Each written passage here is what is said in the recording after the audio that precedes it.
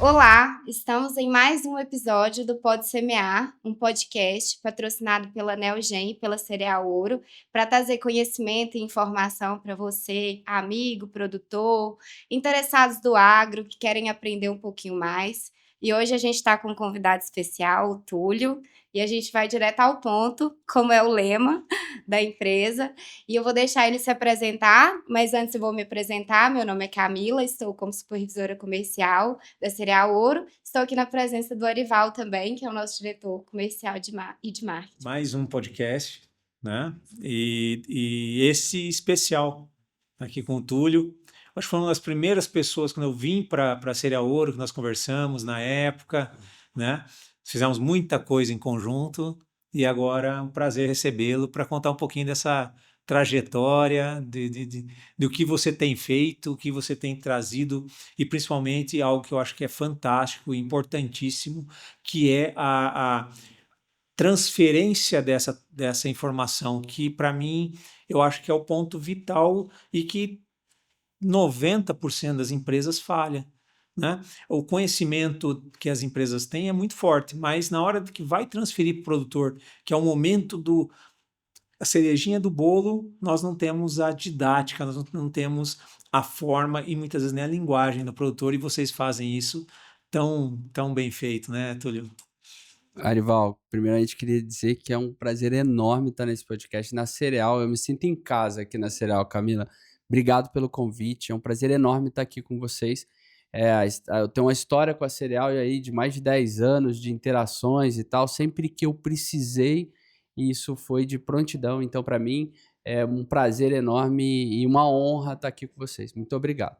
E eu concordo com você em número e gênero, cara. Tava falando com a Camila aqui antes de começar. Nosso lema é a informação direta ao ponto, porque muitas vezes fica contando a história da soja, a história do grão, quem compra e tal, e não vai na raiz do problema do que é o agricultor, né?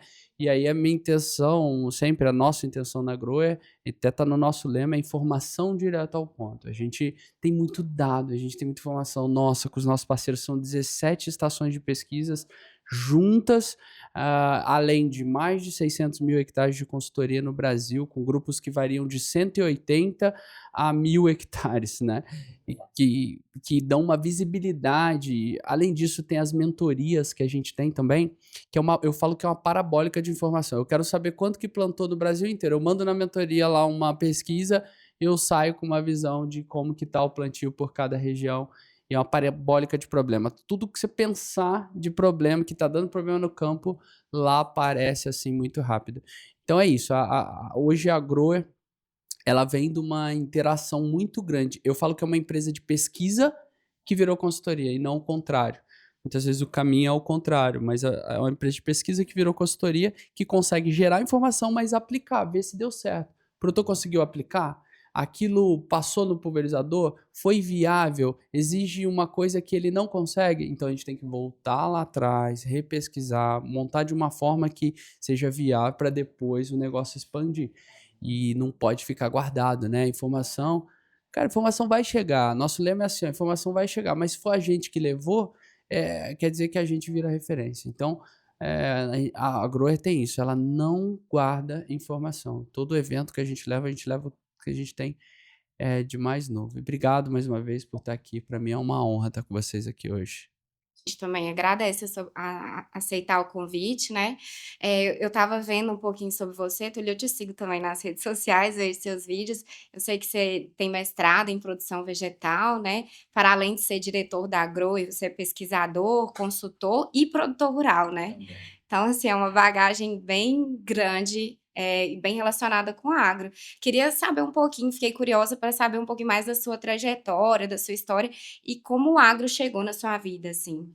Legal. Ó, eu sou de uma região do sul do Rio de Janeiro. Eu falo que Rio Carioca na agricultura é igual cometa Halley. Você vai ver 2 vezes por ano, né? Minha família é de origem mineira, mas eu gostava muito de biologia. Um professor virou para mim e falou, cara, e eu falando que ia fazer biologia na faculdade. O professor que dava aula de biologia falou para mim assim, ó, você tem certeza disso, cara? Aí eu fiquei com medo. Aí você já falou, uai. Você tem certeza que você vai fazer?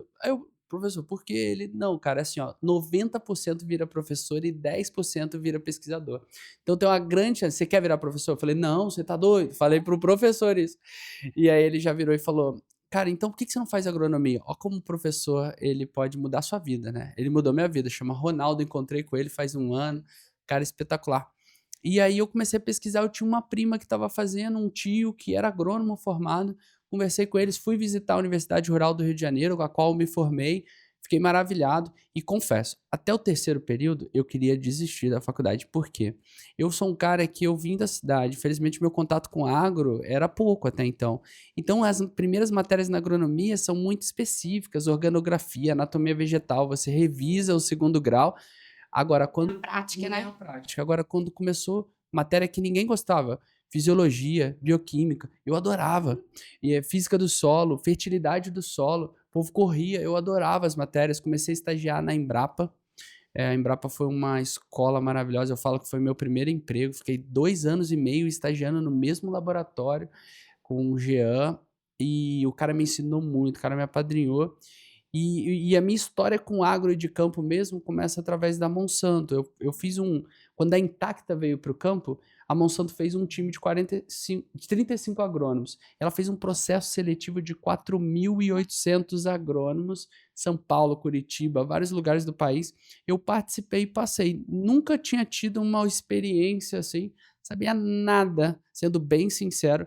E isso mostra que qualquer um que venha da cidade, que venha. Você não precisa ter família no agro, você não precisa ser filho de produtor, você não precisa. Eu acho que tendo garra ali, se dispondo a aprender, né, sendo curioso, acho que qualquer um pode evoluir muito no agro. A minha história, não que eu saiba, mas assim, a história mostra que qualquer um pode evoluir muito de onde partiu, né? E aí, passei na Monsanto, fui trabalhar em Ponta Porã. Imagina um carioca em Ponta Porã, ou ele é traficante ou ele é policial federal. Eu não era nenhum dos dois. E geralmente o policial federal que me parava. Então ele falava, pô, você aí com o uniforme da Monsanto, vindo numa caminhonete, puxando SS, pode sair do carro aí, já me dava um baculejo, já começava a bater meu carro e tal. Aí eu tinha que abrir computador, mostrar que eu era da Monsanto mesmo. De certo, ele pensava assim, matou o cara da Monsanto, tá aqui fugindo, eu peguei o cara, vai todo mundo aparecer amanhã na... E aí trabalhei, tive contato com os produtores maravilhosos, tive a oportunidade de voltar depois já como GAPS, depois já como grower, e foi espetacular encontrar esses produtores. Depois saí de lá, fui para Rio Verde, trabalhei pela Syngenta como pesquisador, aprendi muito de crop, na Monsanto aprendi de sementes, né? Aprendi muito de crop, como fazer experimentos de ferrugem, de soja, tratamento de semente e tal. E a minha escola que eu acho que mais contribuiu para o meu conhecimento foi o GAPS. O GAPS é um grupo associado de pesquisa ao qual a Cereal faz parte, e o mais legal é que a gente fazia pesquisa, aplicava aquilo junto dos produtores e aprendia com os produtores. Então o conhecimento era algo assim muito intenso e rápido. E eu peguei esse modelo de negócio, de certa forma, e temos na Grower. Hoje a nossa experiência vem muito da experimentação, mas aliada a escutar o agricultor. Aquela pesquisa que o cara pode aplicar no dia seguinte.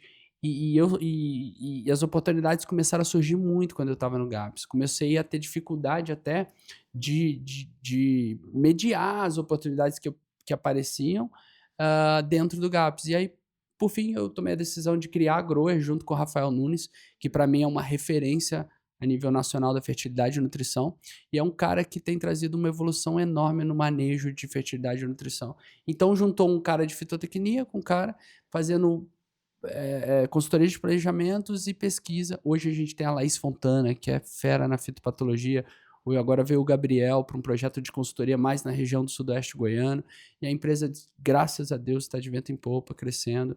Hoje a nossa dificuldade é gerir a quantidade de ofertas que tem, de trabalho que tem, né? Bem legal. Assim, às vezes eu tinha impressão, né, vendo um pouco do seu conteúdo e falava, não, esse cara ele já nasceu no agro e tipo, família deve ter sido de produtor rural por ser uma pessoa tão envolta, né? Mas é igual você trouxe, é algo que dá para uma pessoa que não tem nada a ver nesse cenário, pode começar e traçar esse caminho e ser referência igual você é hoje, né? Bem legal isso aí. Se expondo, né? Eu falo que um cara que se expõe, pergunta, em 2 safras ele já tem um conhecimento assim espetacular. Por outro lado, a gente tá aí há quase, vai para 20 anos nessa. Ou um cara que tá há 50 anos, o Roberto Bruxelli, né? José Roberto Bruxelli, é tio da minha esposa aqui em Rio Verde. O cara que já ganhou o prêmio de produtor, né? Do Soja Brasil. Ele fala, cara, eu planto há 50 anos, eu tô há 50 anos aprendendo. Todo ano acontece uma coisa diferente que me ensina, né? Falo que você aprende muito rápido, mas todo ano, quando você acha que você tá sabendo, vem uma safra e te ensina uma coisa nova, né? Desafio novo. Exatamente. Por isso que precisa de pesquisa, né? Eu acho que esse é o ponto. Por isso que a Cereal investe tanto em pesquisa, por isso que a Grow é a gente. E o legal é que as pessoas que estão lá, os diretores, eles têm isso gravado neles. Todos eles veem como a pesquisa como a base da nossa sustentação. Porque às vezes é bonito falar, eu faço pesquisa, mas a pessoa, às vezes, na verdade, ela está fazendo aquilo ali mais para se diferenciar no mercado, mostrar para o produtor que tem uma pesquisa ali. Nós não, nós vemos aquilo como a base do nosso crescimento. O dia que a gente parar de investir nisso ou ter algo bom ali, a gente entende que o nosso projeto ele vai por água abaixo, né? Esse é o que sustenta tudo, né? Que veio a origem da Growing, né? Veio igual você disse. No início era para ser pesquisa, depois partiu para consultoria, mas de início veio a Fazer informação, aquela informação prática, sabe, Camila? Aquela que é o diferente. na safra que vem. Ele pode pegar aquele dado naquela apresentação e ir na lavoura dele tomar uma decisão. Nem sempre é um produto novo, às vezes é a forma dele plantar a braquiária, às vezes é a forma dele usar o fungicida, às vezes é associar alguma coisa para evitar fito. É coisa muito simples, mas a grande dificuldade da arte da pesquisa hoje eu vejo que é o cara pegar uma informação, sumarizar um dado e transformar aquilo numa recomendação, de uma forma didática, que é um pouco do que você trouxe, né, Erival? Essa é a dificuldade. O quanto dado que chega lá, e às vezes tem um pesquisador novo que não tem experiência, ele vê o dado, mas ele não enxerga. Porque ele não enxerga algo fantástico que está no meio daquele dado, que pode solucionar um problema, virar uma recomendação. Então, gerar dado, eu falo que muita gente gera. Agora, transformar aquilo num posicionamento, numa recomendação e algo que vai ajudar o agricultor, esse é o desafio. Essa é a pesquisa aplicada, né? A gente fala que dado por dado é só dado, né? Precisamos gerar informação e comunicar a informação gerada. Eu vim da pesquisa na graduação, eu me formei na UFV e era muito voltada para pesquisa, assim. Fiquei muito em laboratório, o mestrado lá também muito interno, e eu vi essa carência da pesquisa não chegar para o produtor na ponta. Às vezes tinha coisas acontecendo lá dentro da universidade maravilhosas, que podiam, assim, solucionar um tanto de desafio, de problema que o produtor estava vivenciando, mas às vezes não tinha esse elo, né? Porque era uma pesquisa de universidade e naquele momento eu não via que acontecia muito esse elo. A pesquisa não era muito aplicada. E aí acontece, o que vocês têm de diferencial é isso, né? Uma pesquisa que é aplicada, que acontece. Camila. E muita coisa que a gente faz, quase todas as dúvidas, se você pesquisar bem, você acha um trabalho. Sabe, você acha um experimento que alguém já fez ou fez algo parecido. E aí, uma das etapas da pesquisa é a revisão. O que já foi feito sobre aquele assunto? Vou dar um exemplo. Por exemplo, eu quero testar como melhorar na nodulação. A primeira etapa é você ir lá e fazer uma revisão sobre o assunto e ver assim, o que está se fazendo para melhorar a nodulação. Porque senão você vai repetir uma coisa que o cara já fez. Não, a pesquisa ela tem que ir além, ela tem que dar um passo além, porque ali eu vou estar na fronteira do conhecimento. E hoje, em tempos de IA, o agrônomo que vai se diferenciar não é o agrônomo que está repetindo o que já está escrito, porque o que está escrito a IA sabe e vai trazer de forma muito mais consolidada e melhor que você. Talvez o que falta ali é um critério de percepção do que está certo e do que está errado. A IA erra demais. E aí você pergunta, tem certeza disso? Ela mesmo se corrige. Ela sabe que ela está errada. Mas o que está escrito, ela pode ser muito melhor que você. Agora, o que está se desenvolvendo, o que está na crista da onda da informação, é onde o agrônomo vai se diferenciar. Por isso que esse cara não pode parar de buscar informação, não pode parar de participar dos melhores eventos, de colar nos melhores pesquisadores, porque é assim que esse cara vai ser diferente, né? Uma coisa que a IA não faz, ela não é criativa, né, Túlio? Não. Ela não consegue criar o novo. Não. E isso ela pode sugerir algumas hipóteses, mas ela cravar, cara, eu tô vendo que nesse manejo aqui, você juntando esses dois ativos, você tem uma eficácia melhor se eu antecipar ou atrasar a aplicação e tal. Isso ela não vai conseguir fazer, né? E isso que você trouxe para mim é o grande ponto dos profissionais mesmo. a gente manter a vontade do aprendizado, né, constante, e você está sempre buscando fazer melhor, menos tempo, aproveitamento de recursos, né, Túlio? E isso eu acredito que na pesquisa vocês devem ter um direcionamento muito forte para esse lado, né? Total, cara. Eu sou um cara super ávido por tecnologia. Eu acho que eu comparo, o exemplo que eu faço, pensa num cara que não tem uma Starlink no carro, que não mexe num WhatsApp, um cara que talvez não tenha um relógio para ajudar, não usa a agenda de um celular, não usa um Outlook. Imagina o quanto que esse cara é menos eficiente com um cara que tem todas essas ferramentas, né? Se a gente falar de 10 anos atrás, muitas delas às vezes não estavam tão bem disponíveis, né? E então eu sou ávido, a tecnologia te faz ser um cara que vale por 2 ou 3. Então o cara que está competindo comigo, se eu tiver mais acesso à tecnologia e souber trabalhar, eu vou ser muito mais eficiente que esse cara e eu vou ganhar dele. Então eu penso muito nisso. E hoje a gente tem muita tecnologia e está sendo difícil acompanhar, né? Do exemplo do meu pai. Meu pai, às vezes, eu tenho que ir lá fazer coisa simples no celular para ele, porque na geração dele ele não nasceu com isso, né? E eu vejo que hoje o meu maior investimento é saber quais IAs vão me ajudar de forma a ser melhor. E isso eu acho que ela não vai me substituir, mas ela vai me potencializar, ela vai me explodir. Hoje tem IA, cara, que é muito legal você fazer uma revisão bibliográfica. Tem um IA que chama Manus. Não sei se vocês já viram. Cara, ela é espetacular, é muito melhor que o ChatGPT. O ChatGPT é aquela pergunta corriqueira e tal. Mas para fazer uma revisão bibliográfica, ela cria ali um material de 10, 12 páginas sobre o assunto. Ela te dá todas as referências e é quente. O próprio ChatGPT às vezes busca referências que não tem nada a ver com aquilo que ele está falando para você. Você entra no artigo para olhar, o artigo tá com ele tem uma conclusão diferente, sabe? O Manus não. O Manus é muito fidedigno e eu estudo muito através do Manus. Outras coisas para melhorar a apresentação, para busca de imagens, cara. Então isso vai te diferenciando, isso vai te trazendo num patamar. Eu sou muito ávido de tecnologia, acho que a gente tem que se jogar com critério, mas acho que a gente tem que se jogar para se diferenciar hoje, né? Fundamental. Realidade, né? E a gente tem que se adaptar a Total. essa realidade. Ô Túlio, você falou um pouco aí da Grow e da pesquisa, e eu vejo que o Arival trouxe da criatividade também, e eu vejo que o que move a pesquisa, o que move a gente são as perguntas, né? Tinha até uma propaganda, às vezes falava que o que move são as perguntas. E já existiu alguma situação em que você vivenciou alguma pergunta meio inusitada ou desafiadora que você falou, poxa, vou ter que pesquisar, começar algo a respeito disso? Sempre. E esse é o caos da pesquisa. Porque assim, ó, a esperança de todo pesquisador é fazer um experimento, responder aquela questão, gerar tecnologia e todo mundo utilizar. E isso é o ápice da pesquisa. Mas todo experimento que a gente faz surgem outras 5, 10 perguntas. É incansável. Cansar não para. Infindável, nunca está pronto. Por mais que você pode até gerar uma tecnologia no meio daquele caminho que é fruto de várias observações e tal. Mas eu falo assim, ó, as melhores soluções que a gente encontrou foi fruto de uma pergunta ou de uma observação de um produtor. Vou dar exemplos. Às vezes você está numa fazenda, aí o cara... Acontece um erro ali, com a plantadeira plantou mais fundo, ou que o cara aplicou, um lado já tinha nascido, o outro não tinha nascido.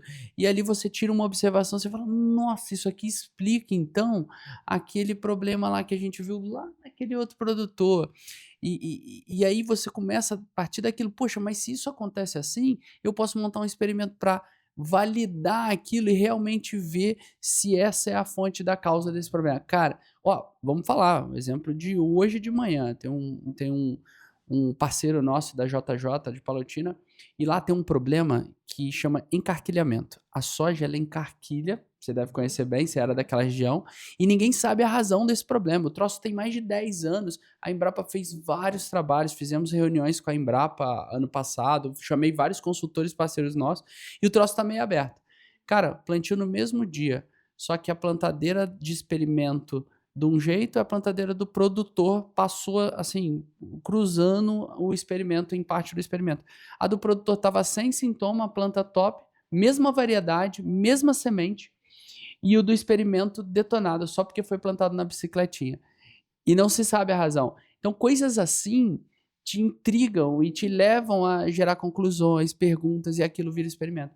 Então, eu falo, os melhores experimentos que eu já fiz ou soluções foram fruto de alguma coisa que aconteceu na fazenda ou de uma pergunta de agricultor. Eu mesmo me considero muito ruim em termos de criatividade. E o que eu sou bom? Em pegar uma pergunta, uma ideia, algo que às vezes nem o cara pensou em fazer daquele jeito e trabalhar aquilo, montar um experimento e gerar a conclusão daquilo. Isso eu sou muito bom. Mas eu não sou o cara mais criativo e eu falo isso. Eu preciso de pessoas criativas do meu lado. Talvez você seja criativo, né? Só a forma que a sua criatividade vem que Funciona é diferente. diferente, né? Ficou melhor assim. Não vamos trazer Obrigado, esse Camila. rótulo. Não, vou usar assim da próxima vez. Muito bom. Eu acho que a gente falou bem da parte prática da pesquisa que você coloca e você como referência também no mundo digital. Eu te sigo nas redes e eu vejo que no agro a gente não tem tantas pessoas que levam essa comunicação da pesquisa para outras pessoas que até não sejam do agro. E existe um desafio, um certo talvez preconceito, não sei, de quem não tem muito contato com o agro em falar que não é algo bom ou tratar o agro como um vilão. E aí, o que você me traz aí de você nessa experiência com rede social? Então assim, ó, acaba que o meu público ele é muito nichado, eu vejo, sabe? Essa é até uma dificuldade que eu tenho. É um público muito, muito técnico, que tá aquela galera que tá buscando informação, que é um público que tá muito envolvido no agro. Então eu acho que e isso é um mal nosso, eu vejo, sabe? Um mal como o agro. Às vezes a gente não é um mal, mas às vezes a gente fala muito para nós mesmos, né?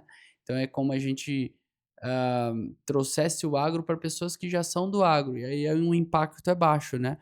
Eu vejo pessoas como Camila Teles, que fazem um papel espetacular, porque eles tentam levar a informação para pessoas que são fora do agro, que eu acho que isso é fantástico, né? Existem iniciativas, o próprio André tem iniciativas nessa linha, né? E eu vejo que essa é uma coisa que a gente tem que trabalhar. Porque dentro do agro, eu acredito que ninguém é louco de falar que o agro é ruim, né? Mas, sem dúvida, eu venho de família de cidade, podemos dizer assim. E o brasileiro, ele não tem noção do que é o Brasil. O brasileiro do Sudeste, principalmente, e eu não estou aqui querendo falar mal, não é essa a intenção. Eu estou querendo dizer que tem pessoas que nunca saíram do Sudeste, que nunca entraram, por exemplo, para o centro de São Paulo, que nunca visitaram Minas, que não viram uma soja, que não viram uma lavoura de milho, que não conhecem. E isso eu estou falando de milhões e milhões de pessoas no Brasil. E aí tudo que você não conhece, que é muito bom, que explode, causa talvez uma impressão ruim, né, causa uma pressão de aproveitamento e tal, mas é por não conhecer. Todas essas pessoas que vêm, visitam, que conhecem a primeira vez, ficam vislumbrados com a beleza, com a riqueza, com a geração de riqueza que o agro tem, né, de informação. Então eu acho que o agro, sem dúvida, é um exemplo. Talvez o nosso erro, e a gente vem corrigindo isso, eu acho que o produtor, há 40 anos atrás, ele não tinha nem tempo, condições, dinheiro, recurso para falar bem do agro. Então ele foi crescendo, foi crescendo, foi crescendo, os pais, os avós dos atuais produtores, e eles não se preocupou com a imagem, né? Porque ele não tinha tempo, ele não tinha recurso para isso. Hoje já é um modelo diferente. Hoje os produtores, eles talvez tenham tempo, investem nisso, e essa mudança vem acontecendo. Ela é muito lenta, mas vem acontecendo. Então eu vejo que é isso, a gente precisa falar para fora do agro, a gente precisa de ações, a gente não pode ir lá e falar no Globo Rural. O Globo Rural talvez seja até interessante, porque tem muita gente fora do agro que gosta do Globo Rural, mas a gente tem que falar para pessoas que estão fora, né? Eu acho que esse é o foco para a gente mudar essa imagem, né, que ainda se tem. Perfeito. Você usa, querendo ou não, seu nicho tá ali, é mais gente querendo saber um pouco de informação técnica, mas querendo ou não, tá aberto, o Instagram tá ali, tá gerando informação, isso é admirável. Quanto mais pessoas tiverem essa disposição, esse conhecimento e essa habilidade na comunicação, melhor ainda para o nosso setor, né? Acho que Sem sombra de dúvida. Eu faço analogia de quando eu estava na faculdade. Eu fiz a rural, era totalmente desconectada, assim, em termos do que a gente vive aqui em Rio Verde, né? E não tinha um Instagram, não tinha uma rede social, para a gente viver de longe o que estava acontecendo. Foi por isso que eu comecei, porque eu falei assim, poxa, o que deve ter de aluno que está distante e tal, e aqui eu com toda essa informação poder passar para esse cara, poder falar um pouco para ele ter dimensão, para ele sentir um pouquinho, e a quantidade de aluno que vem mandando mensagem, nossa, é um troço absurdo fazer estágio e tal, é muito gratificante isso. Então eu acho que foi esse o objetivo, ainda permanece isso. Meu problema era falar um pouco para fora do meu nicho. Eu falo muito pro nicho técnico, né, e pouco pro nicho externo, até tenho que melhorar isso.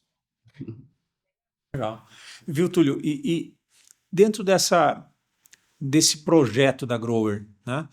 Quando que te acendeu aquela fagulha e falou, não, agora eu vou empreender, vou sair daqui de onde eu tô, porque você estava muito bem, você virou referência, né? As empresas te procuravam para muita coisa, tal. Mas quando foi que você olhou e falou, não, cara, agora eu tenho que ir para essa linha? E por que você fez isso?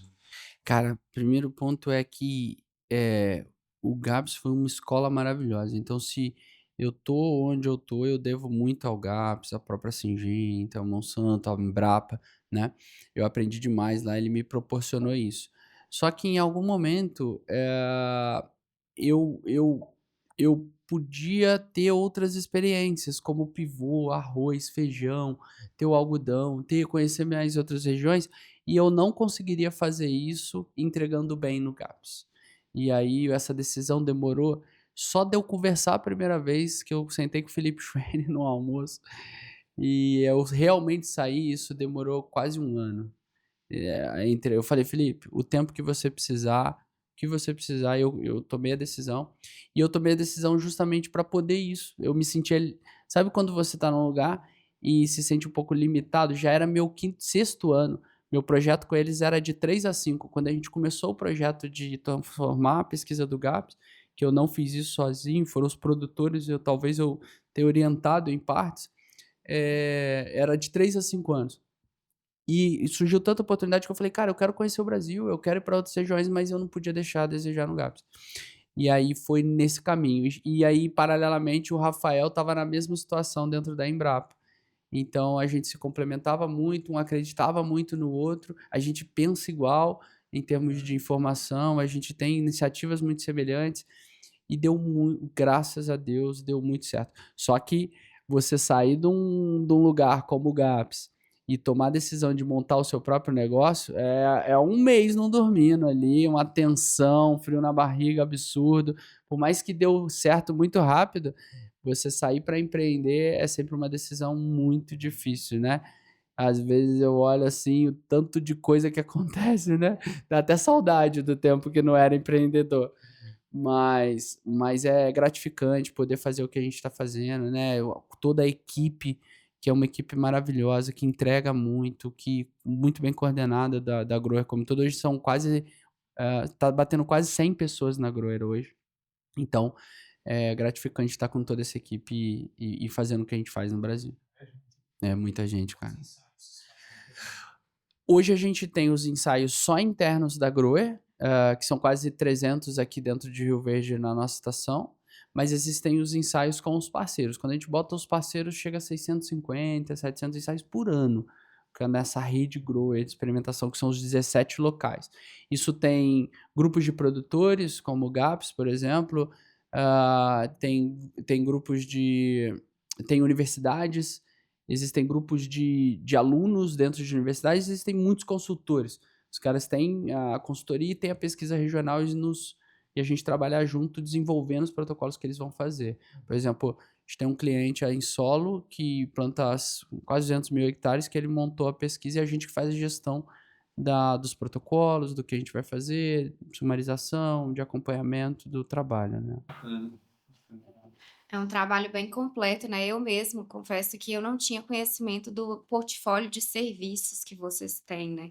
Tive conhecimento dessa questão de consultorias agora, recentemente, e aí vocês têm o trabalho de extensão também, né, com pessoas fazendo consultoria na ponta. Bom, Hoje a Grow ela tem um leque de serviços assim muito grande, né? Por exemplo, existe a consultoria para consultores. Então, assim, é muito caro para um consultor montar uma pesquisa. Hoje, uma estação de pesquisa assim, ó, simples, você fazer 40 experimentos, vai custar aí, se o cara for investir tudo, 1 milhão. Assim, é muito pesado para um consultor gastar isso tudo sozinho. Hoje, o que a gente faz? A gente fala, cara, investe um pouquinho aqui, me ajuda a fazer pesquisa que eu vou te dar essa informação de uma forma muito melhor, com pesquisadores bons, com toda a infraestrutura, né? Então, a gente tem os nossos mentorados. Então, eu e o Rafa, a gente tem mentorias onde a gente também leva a informação dos nossos trabalhos. Hoje a gente tem consultoria direta a produtores grandes que precisam de planejamento. A gente faz o planejamento do começo ao fim para as fazendas, para a lavoura, para que ele possa executar. Hoje existe uma consultoria mais próxima para produtores médios, menores, onde a gente vai também mais presente. A gente vai semanalmente, quinzenalmente, tem pessoas para batida de pano. Então a Grower, ela tem vários. Hoje tem o Clube Grower aqui em Rio Verde. Hoje o Clube Grower tem quase 100 mil hectares de produtores daqui da região que não estão dentro da consultoria, mas querem participar da geração de informação. Então, por exemplo, aqui na região o G5 está com a gente, né? Que é o Blitz, o Art, a JHS, o Caio está com a gente, de Goiatuba. Então, assim, tem vários clientes ali que sentam lá a cada 15 dias, discutem resultados de pesquisa. Então, assim, a Grower tem todo esse leque aí para tentar ajudar, gerar informação e ajudar os agricultores. Bom, e vocês têm um evento também que vocês fazem, né? Gerando, compartilhando essas informações que vocês geram. Total. Foi o Grower Experience. A intenção dele é levar para a gente conquistar o agricultor, para a gente levar o que tem de melhor, a gente precisa provar. Isso eu aprendi no GAPS. O ano que a gente não fazia o dia de campo de fungicida, não levava o cara para ver, aquilo ele não usava. Então a gente tinha que ir lá no campo, abrir a parcela, mostrar, ó, tá vendo que esse aqui tá melhor que esse? Quando a gente fazia isso, o convencimento naqueles manejos que a gente sabia que eram melhores era muito mais efetivo. Então a gente tem várias ações para isso, porque não adianta, nem sempre adianta só você botar lá a recomendação para o agricultor seguir. Às vezes ele questiona, ele não viu e tal. Então a gente faz o dia de campo de soja, a gente faz o dia de campo de milho, a gente faz o Grower Experience. Hoje existem as imersões, que são momentos onde a gente fica lá 2 dias com várias pessoas, onde a gente aborda ali o manejo, várias práticas de manejo, para o cara sair muito preparado dali, né? Então esse evento do Grower Experience saiu disso, para mostrar aos produtores as inovações que a gente está gerando de informação. Bacana. E o Ivan? O Bruxelli. Conta um pouquinho do Ivan. Ele é tio da minha esposa, conheci ele através disso, né? É um cara espetacular, né? Eu acho que ele é um cara... Eu não sei imitar ele falando, mas quando o cara imita ele falando é melhor ainda, né? Por que eu perguntei? Ele é um cara que não tem nada a ver com o nosso assunto, mas para mim ele é um exemplo de cara que usa mídia social. Fantástico, né? Com uma linguagem... Exato. Com uma linguagem muito característica dele, mas ele leva as informações de um jeito tão simples e didático. Muita gente segue o Ivan para aprender com ele, né, Túlio? E para mim é um exemplo de como nós, como profissionais, temos que agir e nos portar, né? Levar a forma de difundir o que a gente está levando, simples. Ele gera conexão, né? Ele gera conexão. É isso. É pela forma como traz. O legal do Ivan é que ele faz lá os experimentos, ele mostra a realidade, ele fala do jeito mais simples possível, né? Que é o que o agricultor se conecta, né? Essa é a dificuldade, transformar o complexo no simples, né? Exatamente, ele faz muito bem. E eu falo que vídeo de Instagram, você não pode ter muita preparação.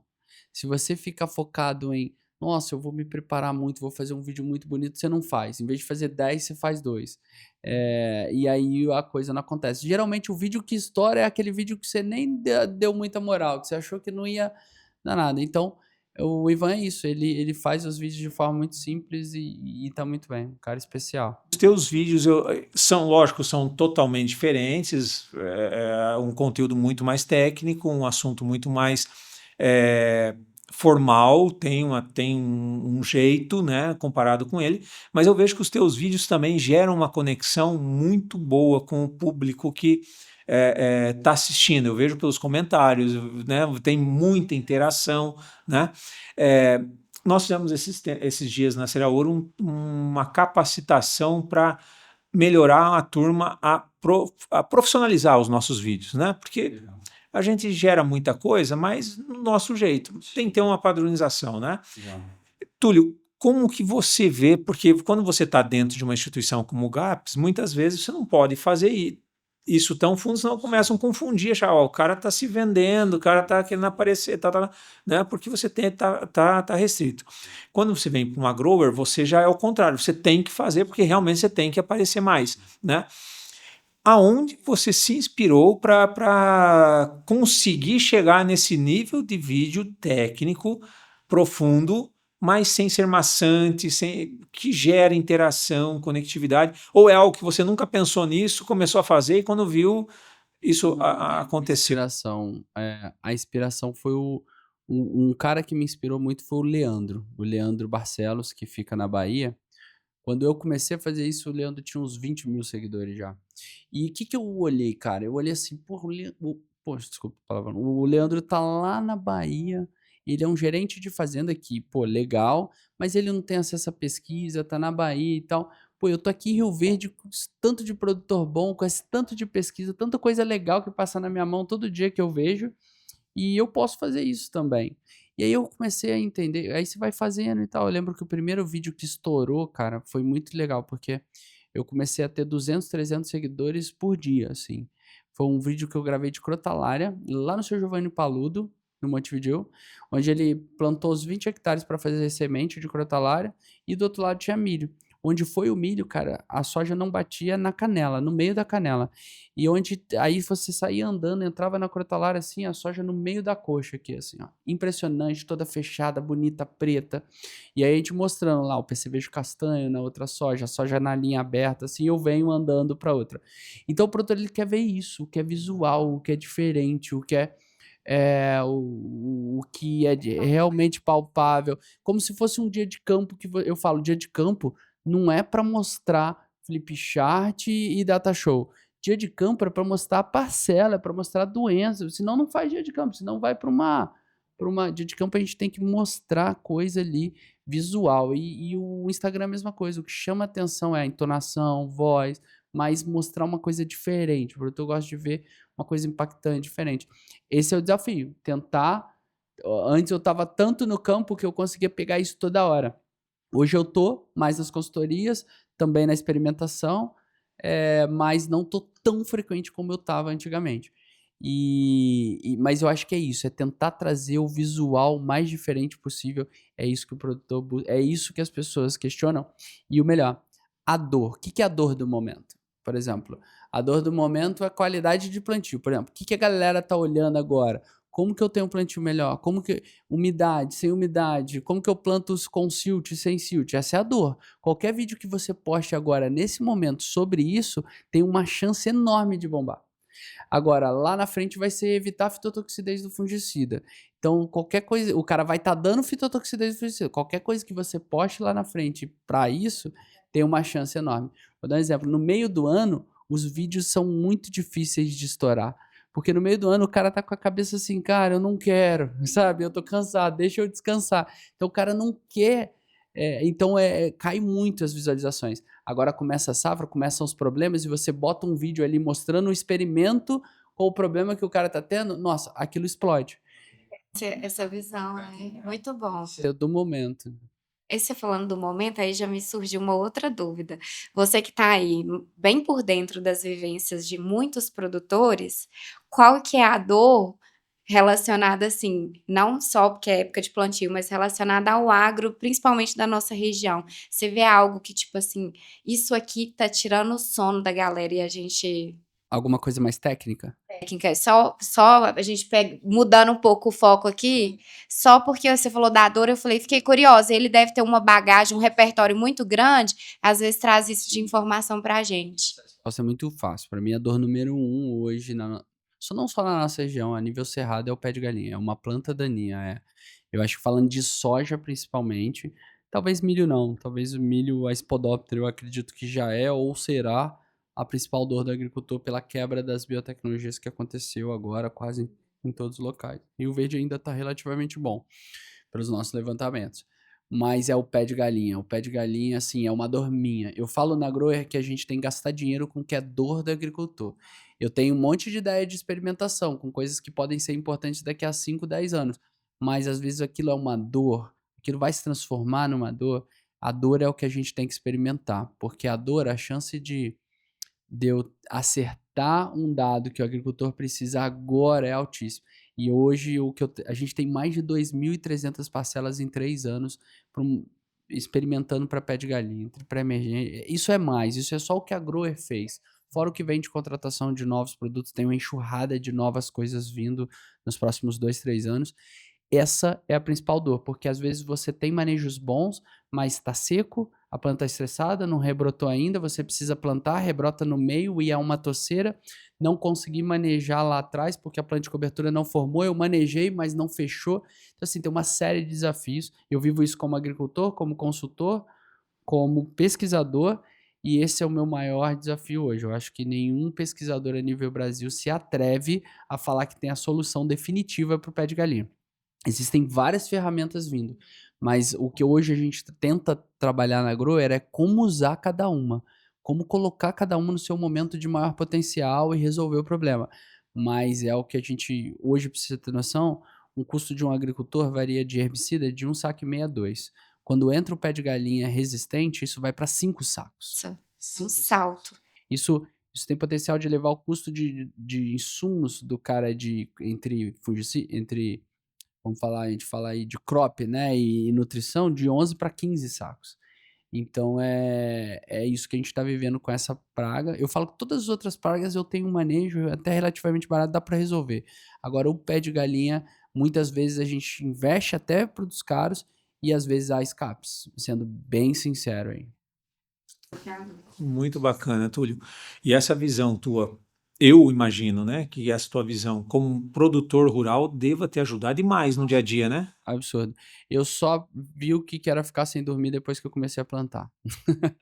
Porque o produtor mais antigo, eu tenho o exemplo do Marcos Davis. O Marcos Davis é um cara que me ensinava muito. Eu cheguei no GAPS, fazia 20 dias que não chovia. O médio produtor do GAPS tinha plantado 25% da área. Cheguei lá, o Marquinhos tava tranquilo, sossegado. Eu morrendo por dentro. Assim, era a minha primeira safra, segunda safra. Eu já morrendo, já falava, nossa, eu vou dividir dado pro resto da vida agora e tal. Eu Marquinhos tranquilo, sereno, Na paz. dando risada. E aí depois você entende, pô, o cara já viveu isso por muitos anos, o cara, ele sabe lidar, ele é cascudo, vamos falar assim, né? Agora a gente novo ali. Então é a primeira safra, é só assim que você entende o que o agricultor passa. Pô, vivendo, cara, assim, com todo respeito, assim, eu trabalhava no agro há muitos anos, mas eu nunca senti aquilo. E eu chamo isso de empatia. Porque quando você se coloca quando eu tenho um pé de galinha lá que eu tô tendo dificuldade de controle, aí eu não sou mais o pesquisador que tá falando assim, cara, dá para controlar, só que você tá fazendo errado. Não, eu tô ali vivendo também aquela dificuldade. E eu sei que se o cara errou, é passível, não é um erro necessariamente, é a condição climática, a necessidade do plantio, é o que ele tinha para o momento, é o que ele conseguiu de produto, é a máquina que quebrou. E aí você começa a entender, e aí você começa a gerar experimentos que solucionam isso, ou preparam o cara para isso. E essa é a grande beleza de se tornar produtor. Foi isso que me ajudou a montar experimentos mais conectados, com mais empatia, ou buscar nos resultados coisas que ele está olhando. Que se eu fosse só pesquisador ou só consultor, eu nunca conseguiria ter aquela percepção. Então eu falo que é diferente, assim, me ajudou imensamente, imensamente. Muito bom. Para finalizar a conversa, eu acho que essa mensagem que você trouxe por último é muito rica, né? Porque você tem quase todas as pontas você vivencia, né? Você poderia deixar uma mensagem enquanto produtor, pesquisador? Hoje a gente falou aqui de comunicação, tecnologia, de como você vê a necessidade desse elo, né? De todos esses assuntos que a gente falou aqui, se puder passar uma mensagem, tipo, da relevância de vincular tudo isso para poder fazer um agro mais produtivo, mais sustentável, né? Mais crescente. O que você traz de mensagem para a gente? Legal. Camila, eu vejo que a conexão entre as pontes, você falou um troço fantástico, assim, ó. O nosso agro é muito dinâmico, os problemas são muito rápidos e assim, a gente precisa ser rápido também. O produtor precisa adotar rápido, o pesquisador precisa gerar informação rápido, o consultor precisa aprender a usar aquilo rápido. Mas essa cadeia só funciona com dedicação de todas as partes. O produtor precisa estar apto a deixar o pesquisador entrar dentro da fazenda dele para que ele possa gerar soluções. O consultor precisa orientar esse pesquisador de quais são os problemas, de o que precisa passar de forma bem didática para o pesquisador, o que é o problema, o que está gerando, trazer os insights. E, por outro lado, esse pesquisador precisa estar do lado. Ele não pode estar só. Eu falo que a pesquisa só dentro da universidade, só gerando uma publicação, ela é falha. E é um recurso muito caro para ficar dentro da universidade. Esse cara também precisa visitar o agricultor, precisa transformar essa publicação em algo visível. O consultor precisa ler, precisa revisar os assuntos, né? Então, eu chamo isso conexão. O GAPS é um excelente exemplo de conexão. A Grower talvez esteja também porque é um excelente exemplo de conexão.